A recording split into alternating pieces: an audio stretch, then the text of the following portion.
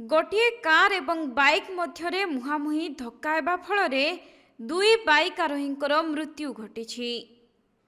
तेबे बलांगीर जिला सैंतला थाना अंतर्गत 26 नंबर जातीय राजपथर महंगा ब्रिज निकटरे एही भयंकर दुर्घटना घटी। सेपटे द्रुत गति गाड़ी चालना जोगु एपरी दुर्घटना घटिथिबा कुहाजाउथिबा बेले दुर्घटना घटाइथिबा कार ड्राइवर किंतु घटनास्थलरू फेरार मारिछि।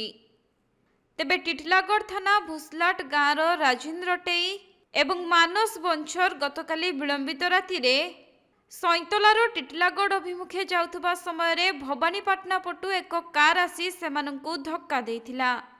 आउ खबर पाई सैंतला पुलिस सेठारे पहुंची गुरुतर दुई जनंकु उद्धार करी डाक्तरखाना रे भर्ती करिथिले मध्य डाक्तर दुई जनंकु मृत घोषणा करिसंती। सेपटे दुर्घटना घटाइथिबा कार ड्राइवर घटनास्थलरू फेरार होइथिबा बेले पुलिस दुर्घटनाग्रस्त कार एवं बाइक को जबत करिबा सह एहार तदंत आरंभ करिछि।